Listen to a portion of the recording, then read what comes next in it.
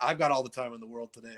How about Yeah, you? yeah, I'm good as well. Like All right, after I had cheers. my coffee, after I had got over my deer roll and hamburger hangover, I'm doing good now. You've had a Um, coffee and you haven't even pooped yet today, or have you? I did poop. I pooped Okay. earlier today, but it was Usually before you the tell me coffee. about it. Yeah, yeah, it was earlier today. No, I tell you about it if it's right before the podcast. No, but I drank the coffee afterwards, so there might be another poop later today. But so we used to do a thing for listeners. We started a thing on Store Brand Comics called Crossover Chicken, and we'll get into that in a second. We'll get into what that is in a second, but we're going to do a little bit of a warm up here. So I messaged Teo before the start of this podcast, and I'd mentioned Super Bowl commercial, a Super Bowl commercial that I liked a good bit from this past Super Bowl. I promise this will tie into what we're fixing to do. But it was the commercial, is the Paramount Plus commercial that I'm sure if you're listening, you've likely seen it. If not, go look it up, where it's Patrick Stewart and he has Hey Arnold and he throws him like a football. They're trying to climb over a mountain. It's one of the dumbest commercials ever, but I thought it was, how dumb it was hilarious. And I think part of the funniness of it was like they got Sir Patrick Stewart To do that. to do all this. Like, this is so like, ridiculous. one of the best things about that guy, though, is that he has a fantastic sense of humor. Oh yeah, yeah. No, I love that because there are so many people, especially as you get older. There's so many actors that just take themselves way too seriously. Yeah. It's like you can have fun. You can have fun a little bit. And that commercial was just like funny, dumb fun. Like Yeah. I like that commercial a lot. And like And then the way like, it ends, where he's like, maybe we need someone with actual pig skin, and they all look at yeah, Pet Pig, and she's like, oh dear. yeah, yeah, exactly.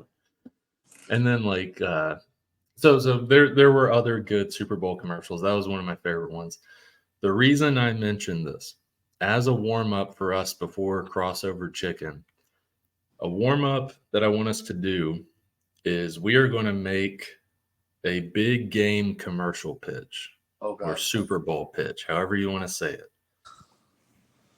And there are two things to all great Super Bowl commercials, at least the funny ones. Obviously, there's a brand.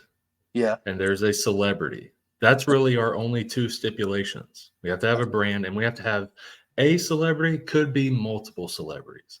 And okay, so here are our conditions: a brand, a celebrity, and funny. Right? Those are the three conditions. Yes, and funny. As a And Super it can Bowl. and it can be like a switch around to where, not saying our commercial will be this, but it can start off very serious, sad, but at the end it needs to be funny. Yeah. Okay. So I am going to throw out random brand. So let me see. I'm just going to look up random popular brands. All right. And the first one that catches my eye, that's what I'll do.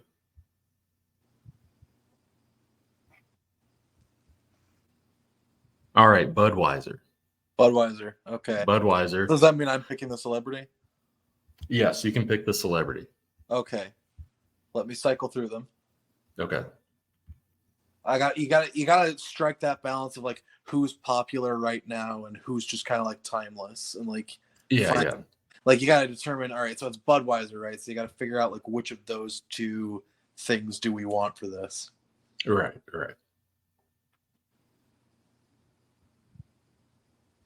I'm gonna go with one who could play a Budweiser commercial straight, but he was just kind of the first guy in my head. Pedro Pascal. Okay, so Budweiser, Pedro Pascal. All right. So let's see here. Okay. We have to toe the line here, unless we partnered up with HBO Max and they want to split the bill or whatever. I was thinking possibly tying a little bit of a Last of Us parody into this Budweiser commercial. Oh yeah. So because Last of Us is big. Season 2 is going to come out eventually. Hey, we're thinking of the stuff that people will be like, ooh, I know him. I like that show. Yeah, we're throwing in member berries. So but recent member berries. I think I've got it. It. So all right, keep it generic, right? So he's dressed up like Joel, but you never say he's Joel. That burp is a part of it. Nice. So he's dressed up like Joel, but you never say he's Joel. And he's like scrounging through like an abandoned gas station, and he finds the last can of Budweiser in there. And I'm going over the synopsis right now. Gotcha. He finds like the last can of Budweiser, and there's like, oh, Bud. And then like he, cracks it open, takes a drink, and then you hear like a like from off screen, like a zombie, and he's like, oh, and then he has to get out of there, and then that's like the commercial, and it's like Budweiser, drink it a lot, or whatever their slogan is. Okay. All right, I like that. So let's see.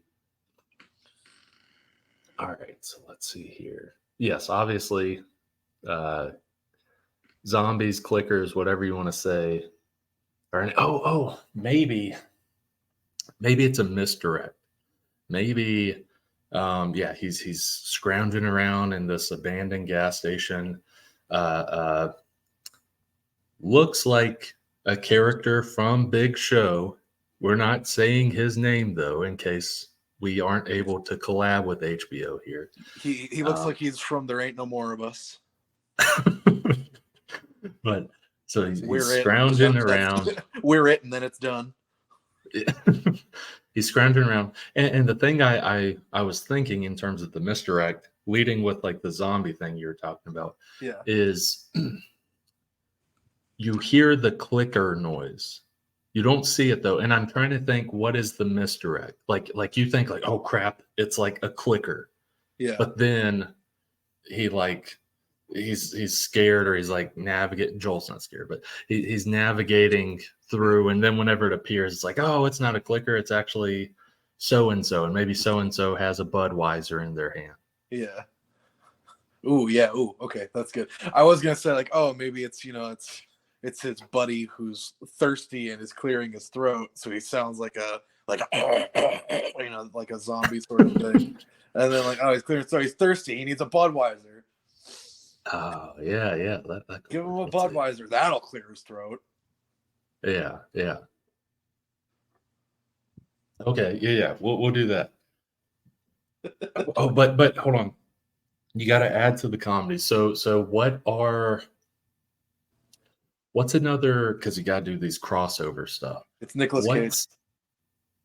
Oh, that works. Because I was about to ask like what is another Pedro Pascal movie? Yeah. Whether it's like another Pedro Pascal character, or if there's another character that he's been in a movie with. That's perfect though. He's been in a movie with Nicolas Cage, and also Nicolas Cage, people love him because he's Nicolas Cage. It's Nicolas Cage. Like, it does not matter how crazy he can get. Everybody's exactly. Nicolas Cage. Exactly. I think that's perfect. Yes. Okay, so yeah, we're opening in. We have him scrounging around this abandoned convenience store, gas station. He's just looking for something, and he's just looking around. He's trying to find his stuff, and he finds the Budweiser. He finds a Budweiser. He's like, oh yes, like been looking for these forever. He says his whole corny thing of like, these were amazing back in the day, that sort of bullcrap. It's basically, this is his off a tree stuck on him. This is his Zombieland Twinkies thing. He's like, yes, finally a Budweiser. And then you hear the rattle in the store, and you hear you hear all of that, and he's like he has like what's a safer thing, because we can't show a knife on, or we can't show a gun on TV. Let's see. Oh yeah. He has a baseball bat. There you go, a baseball bat. Yeah. He has a baseball bat. He's creeping along the aisle, and he's like, he puts the Budweiser in his backpack. How the backpack has like a drink holder thing. Yeah. He puts it there, but also when we're doing the camera stuff, that's visible in every frame. So he's sneaking around it, and he has both hands with the baseball bat, and he's going around the aisle, and he's about to swing. Like he's like charged up and about to swing, and then he goes around, and Nicolas Cage. It's Nicolas Cage. He turns around. He's like, oh, it's like, thirsty, drunk, thirsty. And Pedro Pascal's like, oh, why didn't you say so? He speaks like Joel. Yeah. And he cracks the bottle. It's got to be a bottle. Yeah. We have that crisp, like mist coming off the top when it opens. Yeah, and like you really hear the fizz coming through on the microphone. Yeah. And he hands it to Nicolas Cage. They probably in post, now that I think about it. Yeah. He hands it to Nicolas Cage, and Nicolas Cage, he we can't say he downs it. Yeah. We drink responsibly. Yeah. Budweiser, drink responsibly. Can't have him downing it. He takes like a swig with label in frame. Exactly. Takes a swig. Nicholas, you can have better lines than this, but essentially Pedro Pascal is like, better, and Nicolas Cage is like, better. They do the whole Snickers thing. Yeah. And then it ends with Nicolas Cage saying, Budweiser, drink a lot of it. Or whatever their slogan is. Yeah. No, drink responsibly. That's it. Don't drink a lot of it. So he buy a lot of it, drink a little. He swigged a sip. They have the whole like better moment. And then you have the Budweiser logo with the bottle as they like rested on the gas station counter or something. Yeah. And the commercial ends there, and you have the whole thing you had mentioned, Nicolas Cage saying Budweiser. It doesn't completely taste like piss or whatever he says.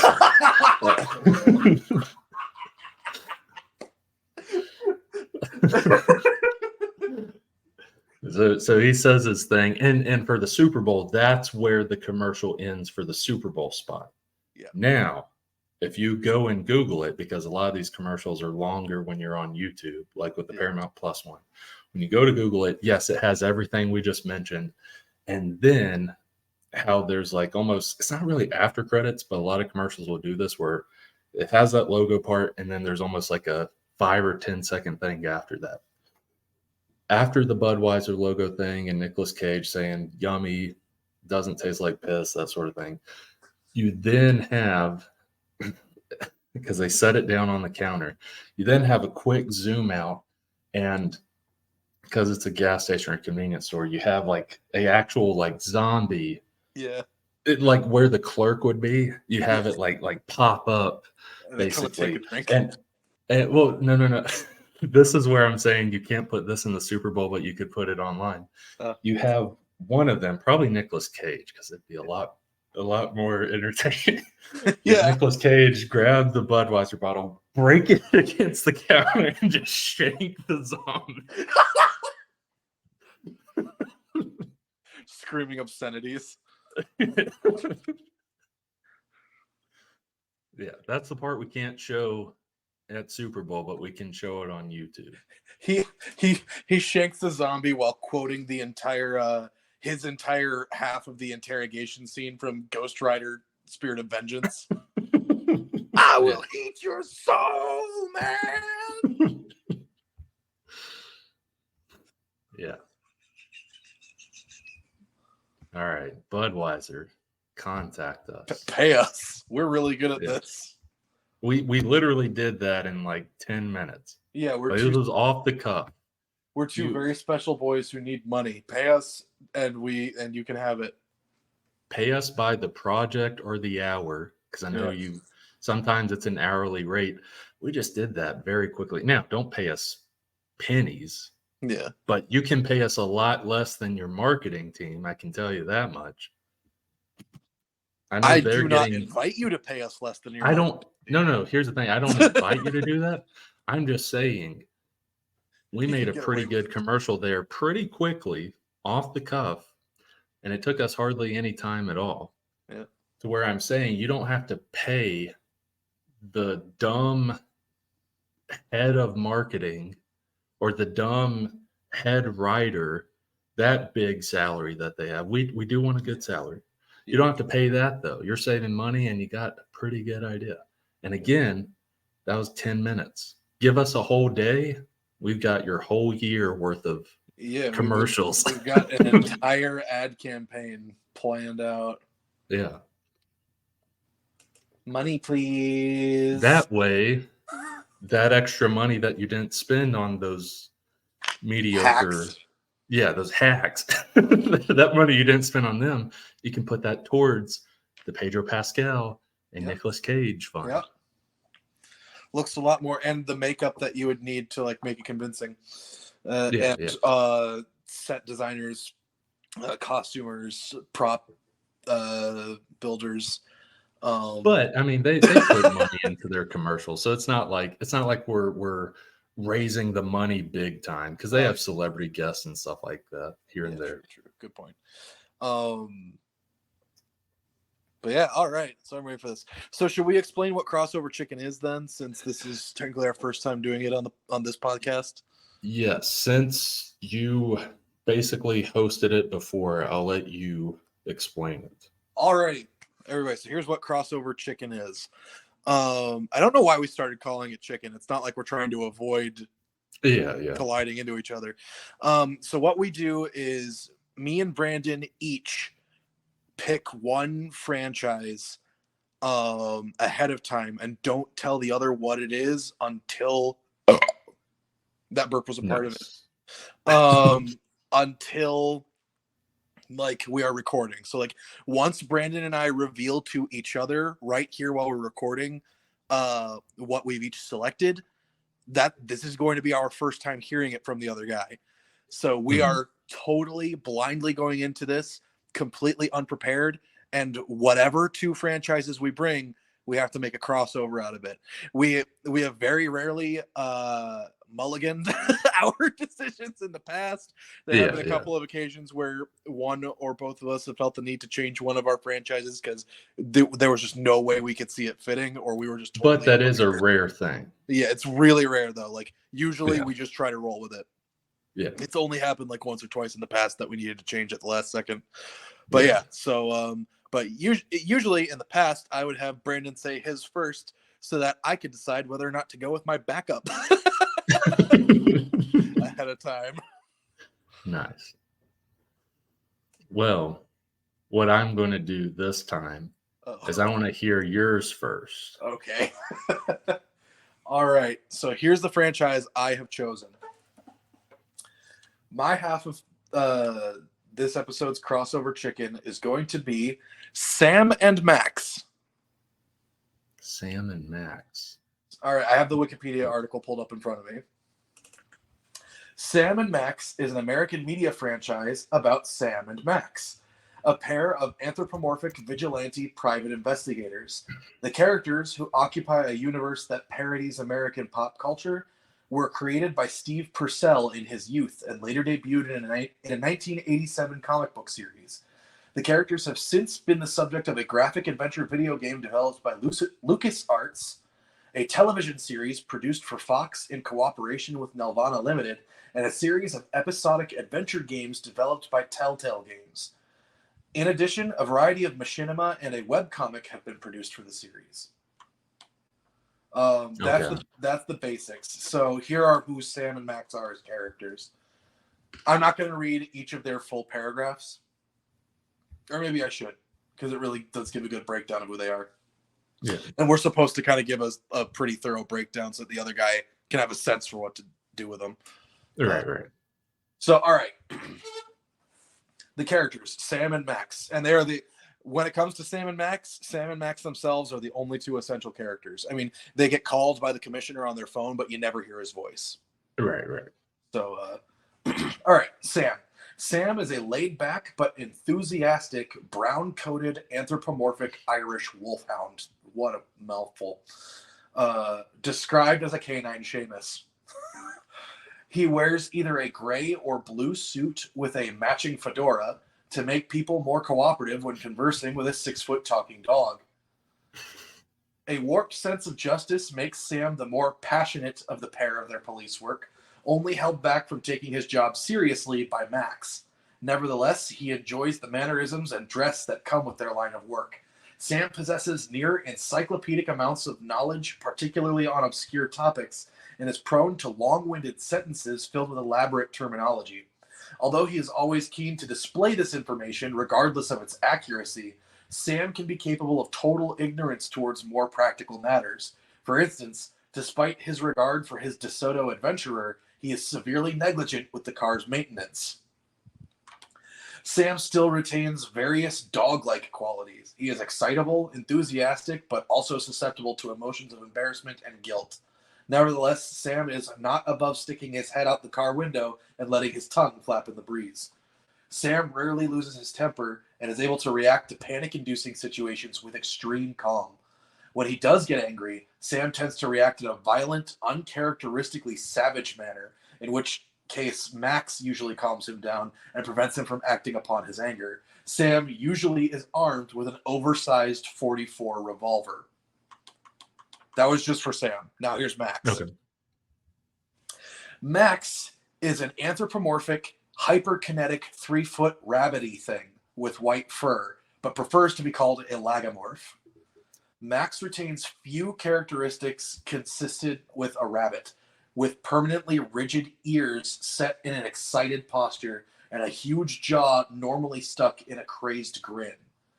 Unhinged, uninhibited, and near psychotic, Max enjoys violence and tends to prefer the aggressive way of solving problems, seeing the world as little more than a vessel for his pinball-like stream of consciousness. This creates a seeming disregard for self-preservation. Max will revel in dangerous situations with little impression that he understands the risks he faces. As a result, Max is usually enthusiastic to engage in any activity, including being used by Sam as a cable cutter for an impromptu bludgeon. Okay. Despite this, Max possesses a sharp mind and an observational nature and enjoys interpreting new experiences in as unpredictable a manner as possible. However, Max has a distaste for long stories and occasionally loses focus during lengthy scenes of plot exposition. By his own admission, Max possesses a particularly short attention span. On top of this short attention span, it has been shown numerous times that Max has an extremely poor memory to go along with it. Despite his seemingly heartless personality, he believes strongly in protecting Sam, but Max can still act violently towards his friend, stating that when he dies, he will take Sam with him. Moreover, Max is extremely possessive of Sam and their status as partners and best friends. Max traditionally carries a Luger pistol, but as he wears no clothes, other characters often make comments as to where Max keeps it on his person.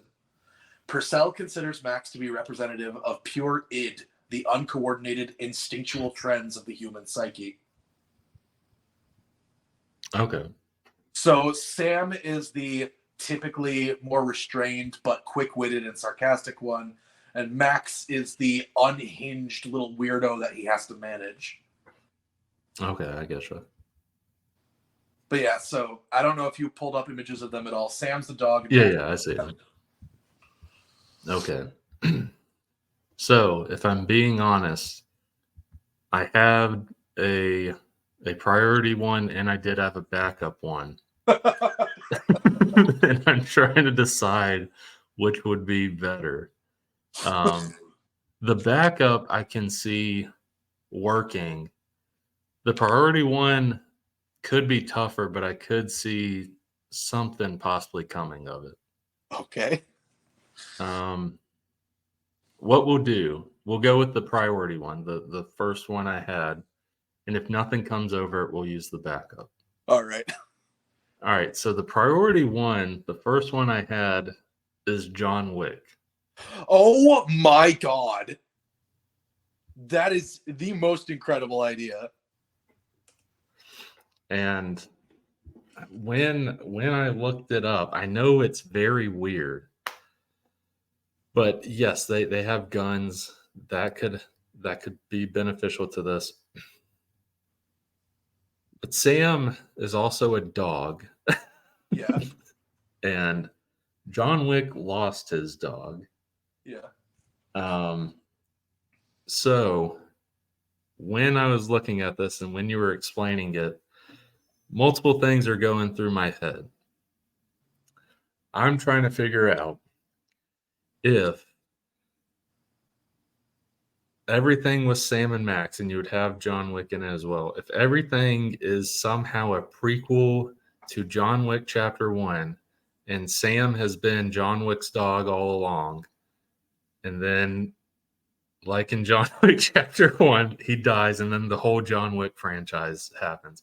Or this takes place after that and John Wick encounters these people, and because he really misses having a dog, not saying like he's going to treat Sam like a dog, but he just he's vulnerable, and it's a dog that's come into his life. And yes, you have Max as well, but I'm trying to think of when this would take place, if it even takes place in that type of timeline, or if it's just simply this happens. So my question is Sam John Wick's dog that eventually dies in John Wick 1, or is well, the dog who died in John Wick 1 was a puppy. Sam some crazy stuff happened in the assassin organization that basically did the whole Shinron Goku thing where Goku became a kid again. That happened with Sam. Or it could simply be okay. Hold on, never mind. Scratch all that. All right, you said they're PIs. I'd also like it to intertwine it a little bit more. They're PIs, but in this part of the world, they're private investigators specifically for the whole John Wick assassin world organization. And I'm trying to decide, like, are they tracking down John Wick, or does John Wick come to them? I think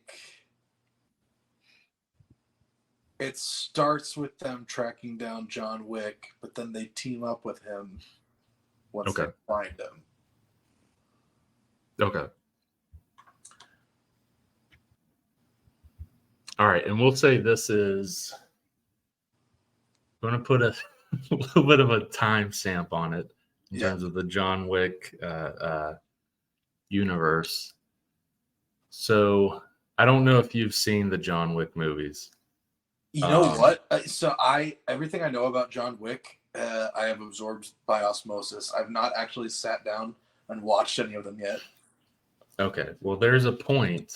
This is, I think, at the end of the second movie / beginning of the third movie, where John Wick gets excommunicated from the assassin world, basically. Yeah. And what that means is, yes, he's no longer with them, but he has a target on his head, and everyone wants to kill him, basically. And you can't associate with John Wick if you're in the assassin world. Yeah. So what I'm trying to figure out is, are Sam and Max tracking him down during this time when he's excommunicated? or are they tracking him down before he gets excommunicated? All right, so I've got an idea. Okay. And this sounds like kind of right in the ballpark of Sam and Max. Okay. Is they aren't involved in the assassin world, but they get a call from the commissioner to go after John Wick anyway. Right. And they have no, and like they aren't given any information as to why. We don't know why the commissioner knows about it.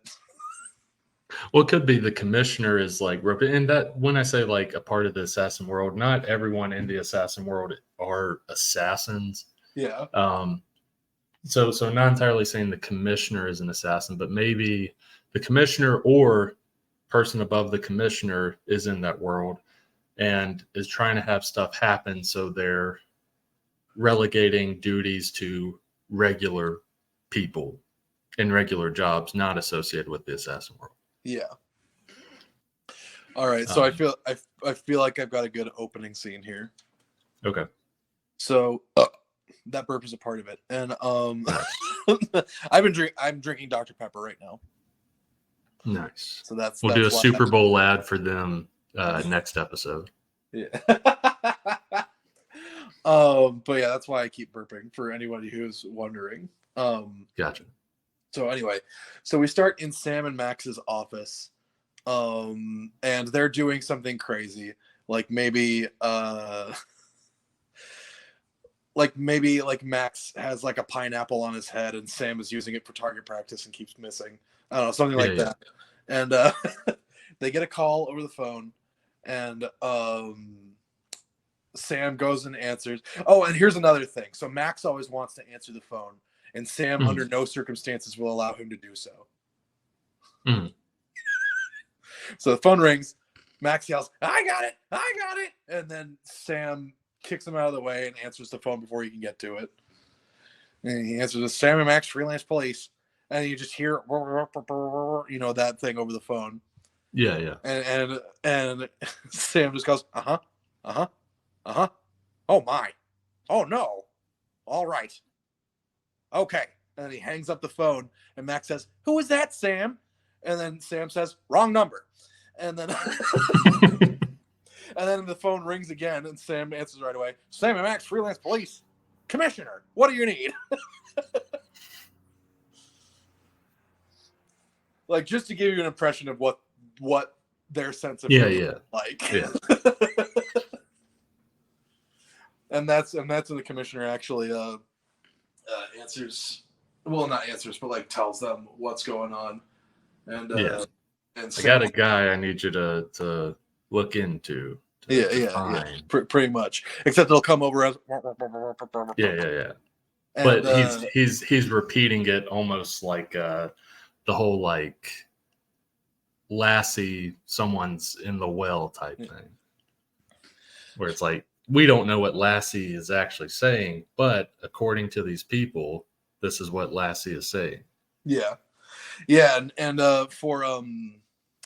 for Sam and Max, usually it'll be something along the lines of Sam going, yeah, oh my, and then like saying something ridiculous like, great Caesar's ghost unicycling backwards over the Atlantic Ocean, or something ridiculous like that, and then he'll hang up and he'll say, we'll be right on it, Commissioner, or something along those lines. They'll hang up the phone, and that's when Max will say, who is that, Sam? And Sam will say, that was the Commissioner. We got to hunt down this John Wick guy. Never heard of him. And that's what starts their quest. And usually, I don't know what the comic books are like because I've never read them. And unfortunately, I've never seen the cartoon either, though I would really like to. But I have played a couple of the games. And usually the games will involve puzzles with really weird esoteric solutions. Okay. Like, for example, there is a point in one of the games where you have to bribe the rat that lives in your office with Swiss cheese specifically. And you got a whole closet full of cheese, but none of it's Swiss. So the solution to the puzzle is to shoot the cheese with your gun. All right. so that you can Swiss it and then bribe the rat. Okay, I gotcha. And it gets weirder and harder to parse from there. That's one of the easy ones. That's one of the obvious ones.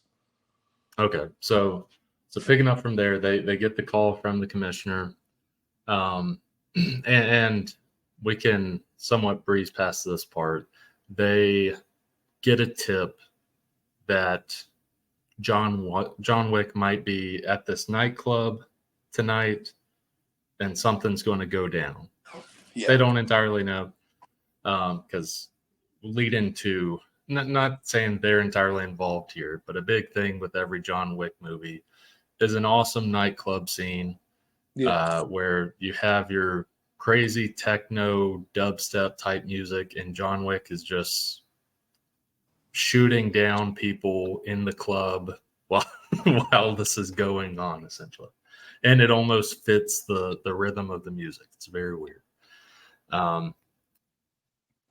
mentioned that. So they get to the club and they walk up to the bouncer or whatever, and they're like, and the bouncer's like, sorry, no, you can't come in. You're not allowed, or whatever. Or he puts the red velvet rope thing, basically. It's like, sorry. They're like, but we're private investigators, and show all the stuff. He's like, sorry, no admittance. And then this leads into the whole puzzle thing you had mentioned. I'm trying to think of a weird puzzle in terms of them getting into the club. They have to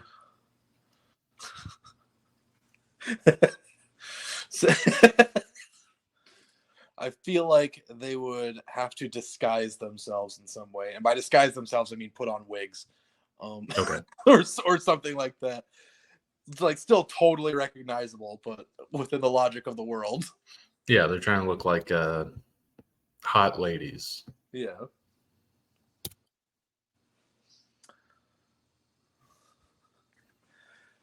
So, okay, I got it. They put a blonde wig on Max and tape a pair of watermelons to him. And then when they try to go back up, Sam will be like, don't you recognize Dolly Parton when you see her? And must be like, oh, Miss Parton, I'm sorry. Oh, sorry, Miss Parton. And Max will make a sassy comment like, this will go on my Yelp review of this place or whatever. I don't know. Dude, like, Sam and Max dialogue is way too witty for me to, like, just throw off, like, I gotcha. My head. I wish I could. I should have picked something different. This is the first draft. Yeah, this is the first draft. Yeah, we're doing the first draft. It gets ironed out at the end of the recording when we're pitching this to big studios. Yeah. But yeah, it's like, but genuinely though, Sam and Max is hilarious. Okay. So they managed to get in with Max looking like a poor rendition of Dolly Parton, but the bouncer was clearly like, oh, this is Dolly Parton. I'm so sorry, man. So they get in. And I'd say as they're walking in, they're kind of having dialogue back and forth, and they're walking like a hallway. It's not like once the door opens, here's the club. Yeah, here's the dance floor. Yeah, it's hallway that eventually leads to the club. Yeah. They're walking down the hallway, having a dialogue and stuff, and just kind of like, how are we going to find this John Wick guy? But they have heard he's an assassin. For some reason, the commissioner had mentioned that. They're like, I don't entirely know what he looks like. All I know is he's an assassin. And like one of them could be like, how the heck are we going to pick that out? Like an assassin? How are we going to pick that out? And just as they're saying this, they're exiting the hallway. And they hear like a bunch of loud banging noises. And one of them's like, wait, what is that? And then we see the dance floor, basically, that they're now walking into this room. It's John Wick just battling all these people, essentially. Shooting all these people. And then one of them's like, I think that's him. I think we got the guy. I think we found him. He could be any one of them. And then, like, a stray bullet explodes the watermelons. Yeah. And Max yells, "My melons!" At which point, Sam would probably grab him and duck behind a table. Yeah. And there's actually a really applicable quote for this, too, where you could have someone scream something like, "Assassins!" And then Max respond with, "Well, if you insist," and then draw his gun. Before Sam, like, sits him down. It's like, "Not now, little buddy."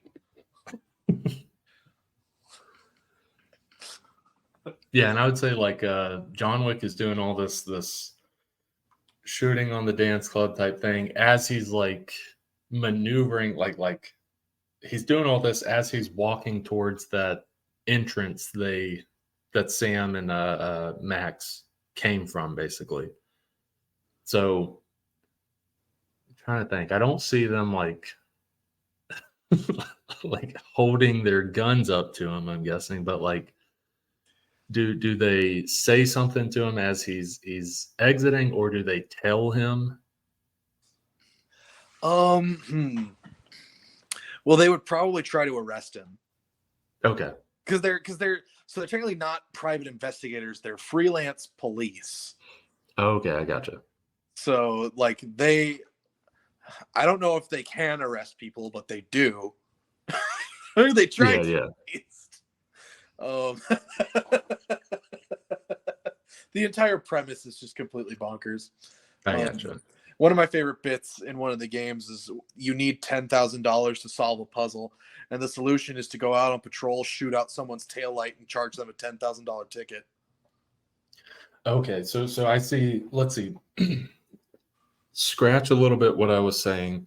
So he's doing the whole gun kata type thing as he's trying to exit out, and they both like jump in front of the exit.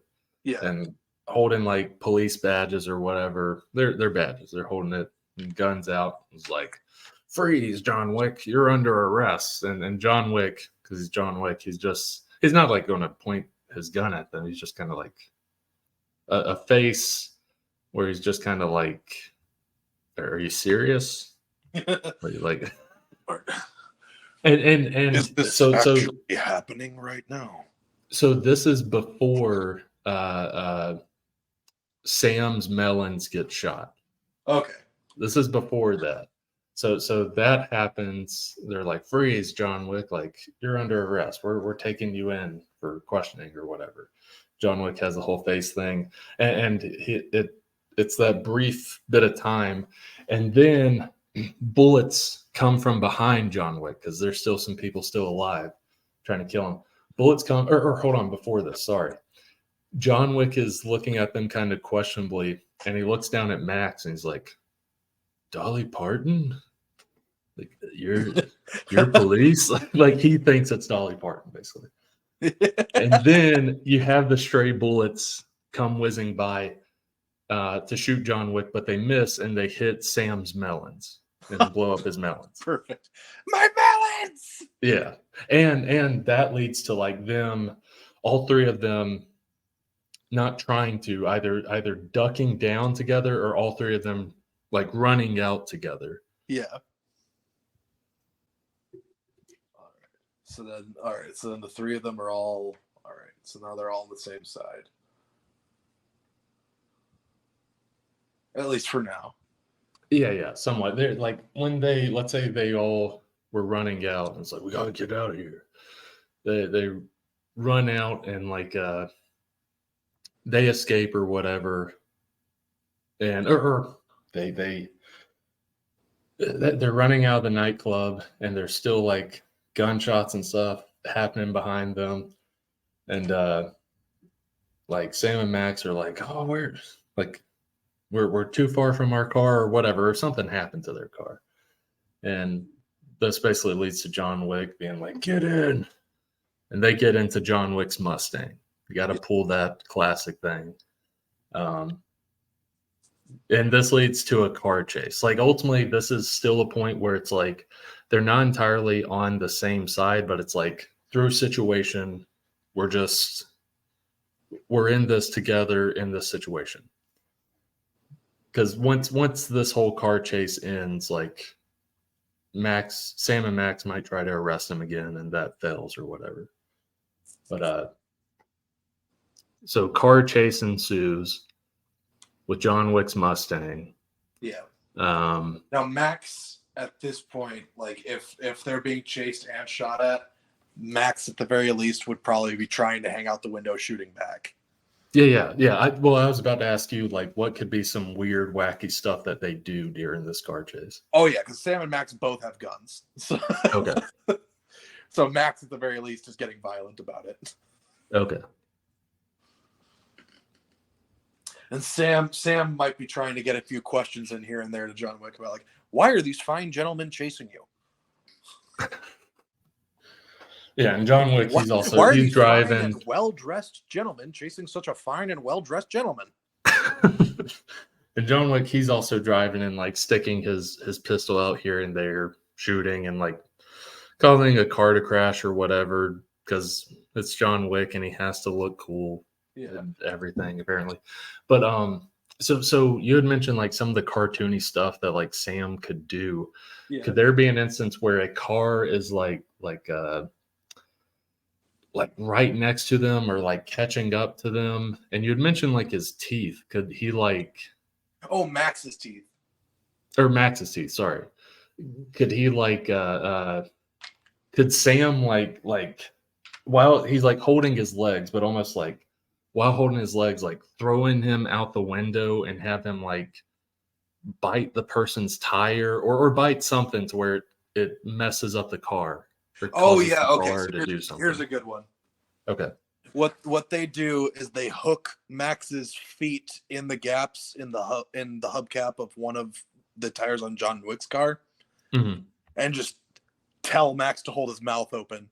And then, like, because how in like some like wacky the like, spikes stuff, there's blades on the tires that they And as they're spinning, Max is like whoa, spinning around with the tire, and they get really close. He's like, "Hurry up, I'm getting sick!" And then his teeth just rip up the tire of one of the other guys' cars. Perfect. That'd be a fun one. Yeah, that works. And Sam would be like, "Hang on, I've got a solution." And Max would be like, "What's that, Sam?" And then Sam would grab Max and stick him on the tire.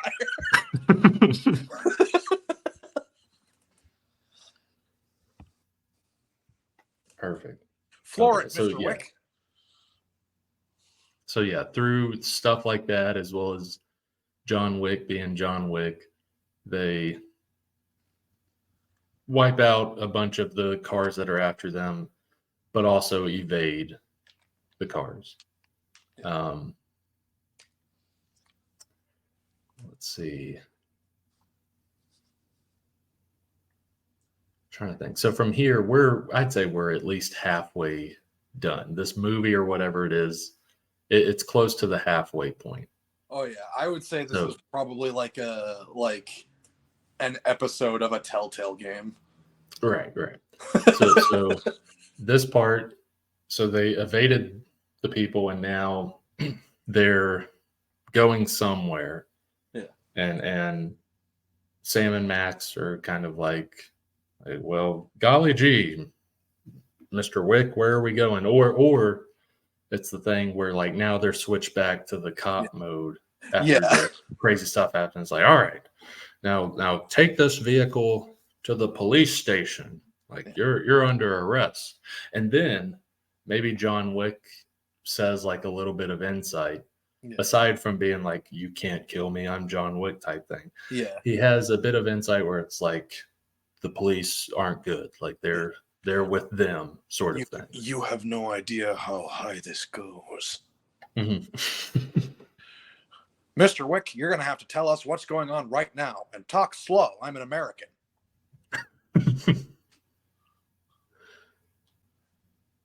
So yeah, let's see. So John Wick tells them that stuff, that it goes higher than they think. And I mean, like, would it possibly be the commissioner who's a bad guy, or is it someone above him?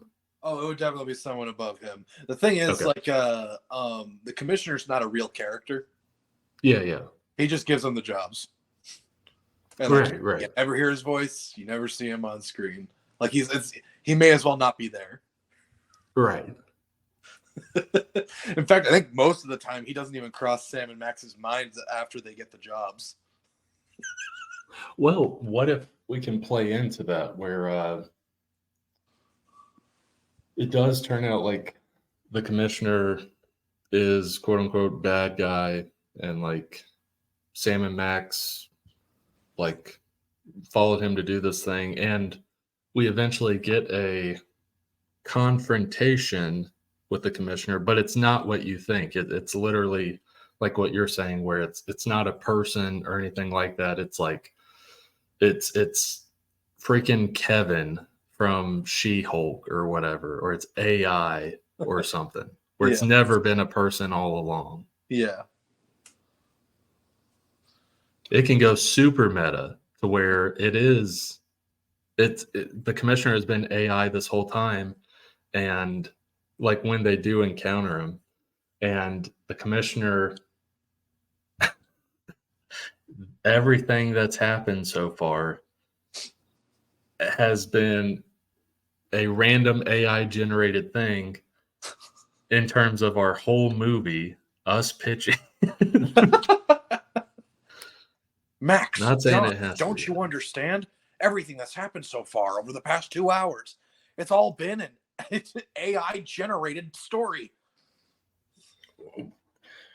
Because now thinking about it, it wouldn't make sense for us to be paired up with John Wick. I mean, come on, totally. It just doesn't work. Sam, I know this is easy to do, but this is starting to make my head hurt. And you know how irritable I get when my head hurts. Yes, I know how irritable you get when your head hurts. I also remember how irritable you get when you're hungry, tired, bored. Lists make me hungry, tired, and bored, Sam. All right, so the question is, does it go there to where it's the commissioner is AI and all of this is just a meta thing of like, yeah, AI is putting out random crap of collaborating stuff together, or is it a thing where it is still the commissioner, but we do get to a big reveal, and yeah, a part of the reveal is like, this isn't a person at all. Yeah.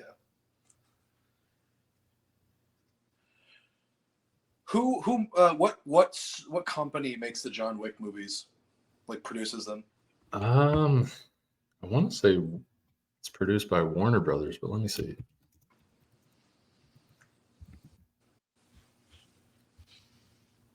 Summit Entertainment. Summit. Click on them. Oh, it's Summit. Distributed. Twilight. Okay, Summit is owned by Lionsgate. Okay. Who owns Lionsgate? I'm clicking that to see.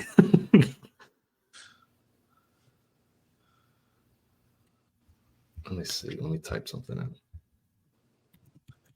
Big boobies. Big Dolly Parton Booby Max.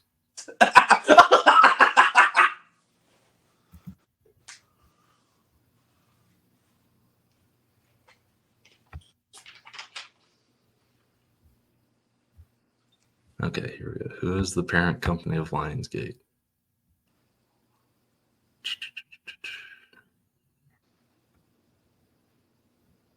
I don't know how far up it goes from there. It might be like one of those things where it's like BlackRock or something, but I don't think it's like a Warner Brothers or Disney or something like that. Okay.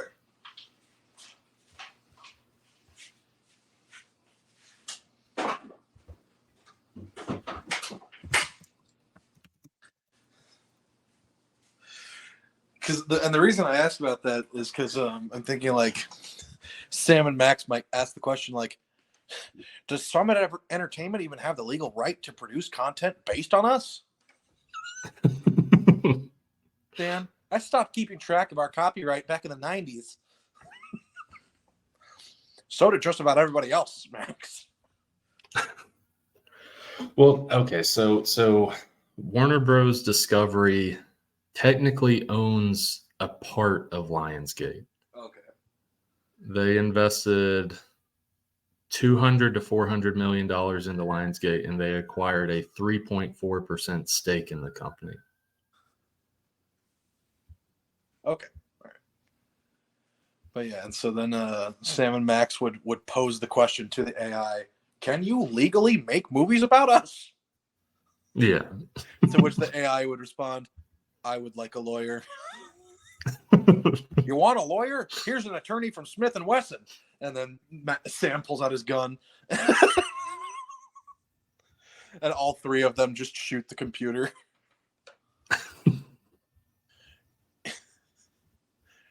Come on, Mr. Wick. Give a witty one-liner.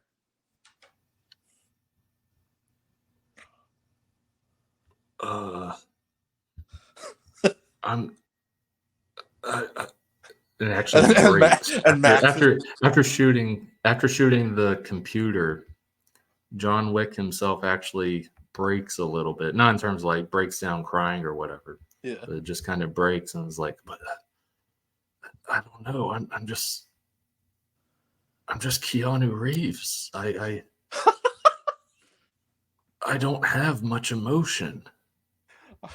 I was gonna say, like, as he's struggling to say something, Max like looks at him excitedly, like, yeah, but this is better. I'm just Keanu Reeves. They just throw me in these movies, and I just do the same faces and the same actions. I don't know who I truly am. Am I John Wick? Am I Keanu Reeves? Am I Neo? Am I Ted? Who am I? He was Ted, right? In Bill and Ted? Yeah, he was Ted. Am I Ted? Am I the guy from Point Break? Am I the guy? Am I the guy? Am I the guy from Bram Stoker's Dracula? Am I the guy from the lake house? Not saying this is the ending, but this almost reminds me of the John Mulaney joke. But it's like he keeps going with that, and it's just panning out, like fading to black as he keeps going. Am I this? Am I the guy from the lake house?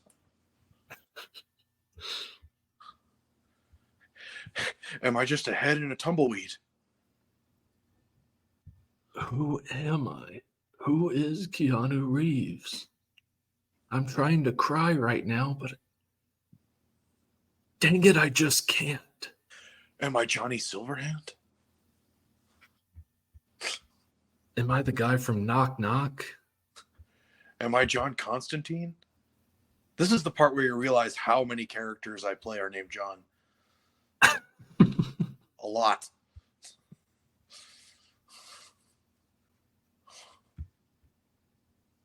Cheer up, Mr. Wick, or Reeves, or, well, whoever you are, cheer up. Look, you'll always have your artisanal motorcycles. Artisanal. Now go. Back to your auto shop, where you truly belong. Mr. Witt, you. Now you can finally try to see who you truly are.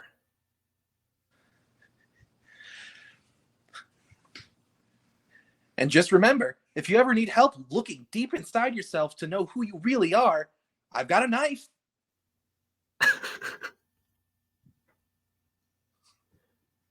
Thanks, Dolly Parton.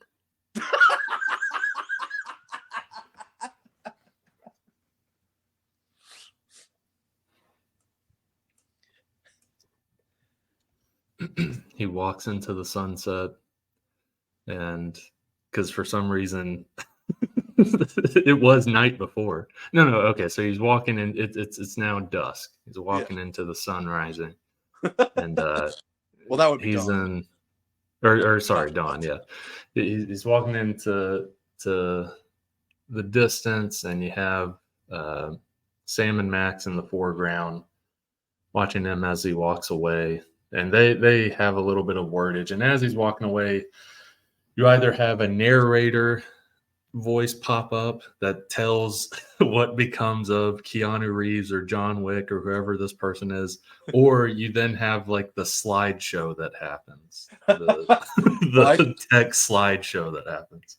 I think as Keanu Reeves is walking away, Sam and Max are watching him walk away, and Max poses the question, well, if he was just an actor the whole time, what are we? And then like you start seeing like the scribbles of like the base sketches of them pop up like overlaid on them. Yeah. And Sam's like, well, I don't know, little buddy. I guess in the end, we're just an abstraction of someone's unbridled imagination brought to life in a humorous but still thought-provoking fashion. That's a really unsatisfying answer, Sam. But is it someone or something, Sam? And then they look up, and then you have the pan up, and yes, it's a drawing board. It could be a traditional drawing board or a digital drawing board, where we're panning up into the reality, and it's actually this AI machine that is making this, an AI arm that is drawing all this.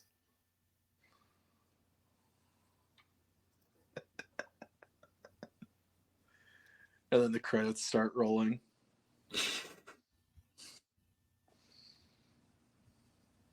And I'm trying to think of what's the AI pulled song. Oh, I know exactly what the song is. I know exactly what the song is. It's Max singing a really messed up rendition of Jolene. Oh, okay. Yeah, that's perfect. Yeah. Her teeth are sharp, her eyes ablaze. No one can escape her eldritch gaze. She stares into the souls of all Jolene.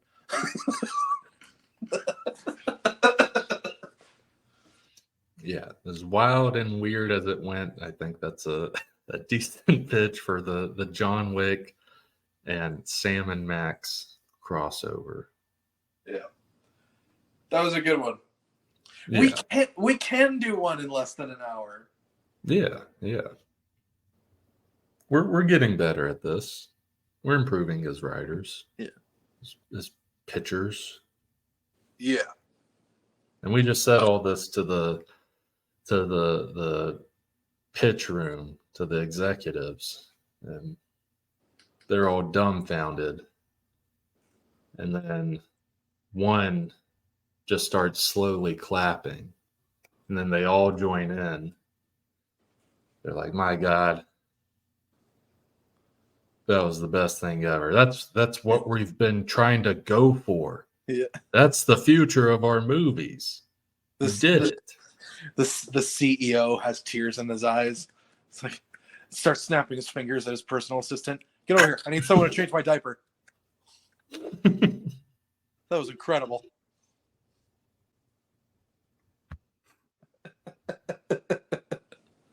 Our next John Wick related pitch is we're just going to write the name John Wick on a whiteboard and then put an S at the end and then draw a $ line through it. John Wicks.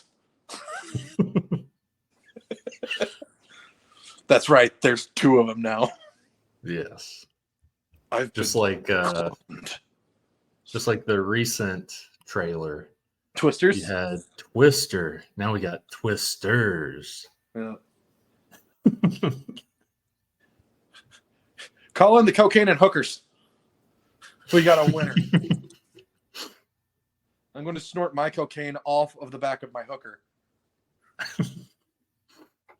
Yeah, I liked at the end of that trailer when the Twister logo popped up. Yeah. And then the S appeared shortly after. It's yeah. like, oh, whoa.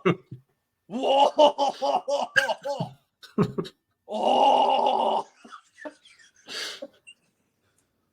They did it! They did the thing! There's more than one Twister. Oh my gosh! Which there was in the first one, wasn't there? Wasn't there like 2 Twisters in the first movie? I feel like there was, yeah. It's been so long since I've seen Twister. I was like a small child. Yeah. Yeah, I mean, I like, was just a little baby.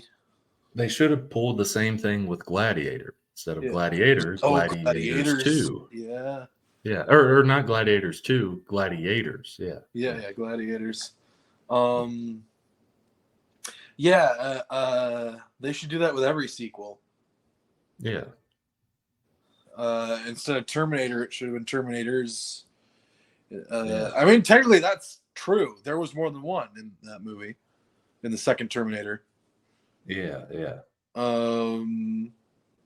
Instead of the Matrixes, and not the actual plural of Matrix. It's the Matrixes. Yeah, Matrixes, not matrices.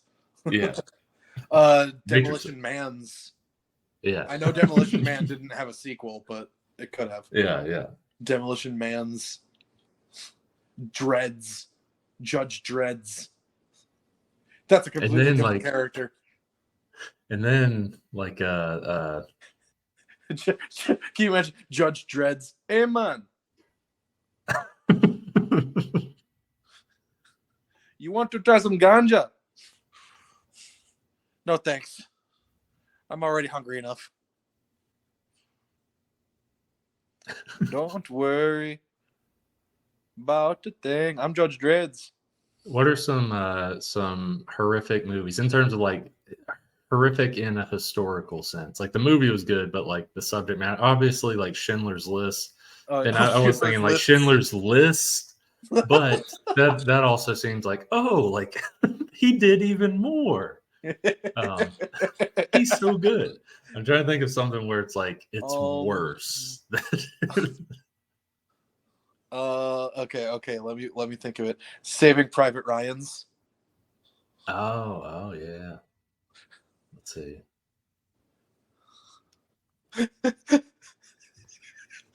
Could you imagine? They save Private Ryan once, and then he tells them he doesn't get captured again. He just tells them, "Now you gotta save another one of me." Oh, now I'm just thinking about like adding an S, like as a plural sense, but how, like you had mentioned earlier with the Judge Dreads, how it completely changes a character or names. Oh, yeah. Now I'm thinking like Pacific Rims, and it's just about like guys who are into cars and their rims and stuff. It's about a bunch of Polynesian guys. Yeah. who own an auto shop. Yeah. Dude, that actually sounds like kind of a fun idea for a movie. Yeah. Just a bunch of Pacific Islanders who own an auto shop. Yeah. That would be a cool movie, I think, actually. There's a lot you can do with that because it's such a simple premise. Yeah, hold on. It could be a comedy, it could be drama, it could be both. Let me go open my DVD cabinet. Get some inspiration here. Suicide Squads. No. Oh, I got it. Splits. Oh, yeah. Splits. Let's see. Star Wars is.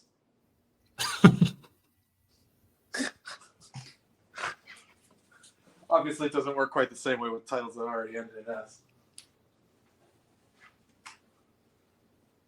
Dumbos, yeah. I can see that. Let's see. Ooh. This is going like complete we're really trying to, like a lot of revivals of movies, how they're trying to make it bigger and bigger than what it originally was. A Nightmare on Elm Streets. Oh. There's more than one Elm Street. Yeah. Oh yeah. Nightmare on Elm Streets. The Jerks. The Jerks? Yeah. That sounds like a completely different movie. Tropic Thunders. Let's see. I'm trying to look from afar.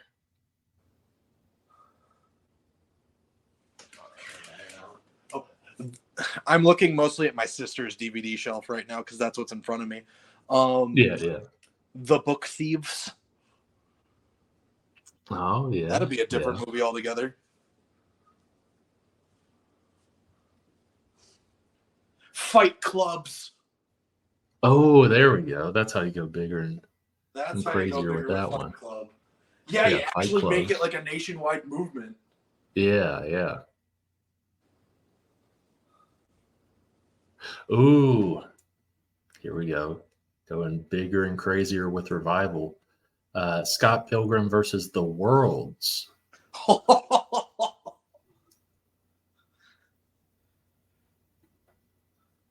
Yeah. Well, yeah, that'd do it.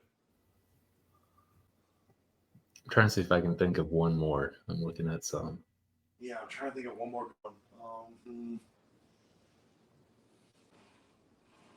I want to think of a different one. And I feel like they're kind of doing this already with the Jurassic Park thing, but like Jurassic Parks, like multiple parks. But let me see.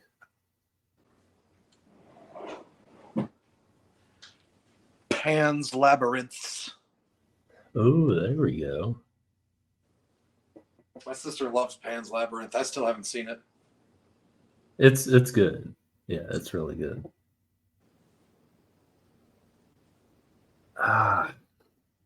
Yeah, I can't think of another. The last one I'll mention, which I guess you could do as like a somewhat of a sellout thing, but how you make a third one of these is Kill Bills. Oh, The whole premise of Kill Bill Volume 1 and 2 was to kill Bill. There's yeah. one guy named Bill. Turns out there's more than one Bill. Turns out there's a lot of guys named Bill. It's a pretty common name. Yeah. Oh, yeah. She gets to the movie. She's like, "Wait a minute, you're named Bill too?" Just meeting every random guy named Bill she can, just cutting their heads off. Yeah. Stabbing them, doing her weird little martial arts thing. Yeah. All right. Pretty solid. All right. So. Do you have any idea how many Bills are in government and the police? It turns out there's a whole Bill of Rights. Oh, no. Yeah, she has to take out like more than just people. Yeah. She destroys the economy, trying to destroy every single dollar bill in the country. Yeah. My phone bill just came in, like right as you're saying it gets sliced in half in your hand, but your fingers also get sliced off as well.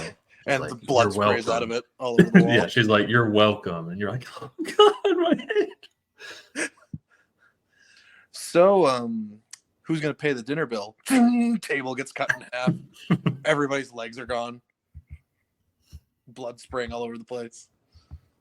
You guys are covered. You don't have to worry about that anymore. Oh my God! We're crippled for life. Brr, brr, brr, brr. Kill Bills. Kills Bills. Brr, brr, brr, brr. Kills Bills. Coming in 2035. Directed by AI Quentin Tarantino. Quentin and Tarantined by written directino.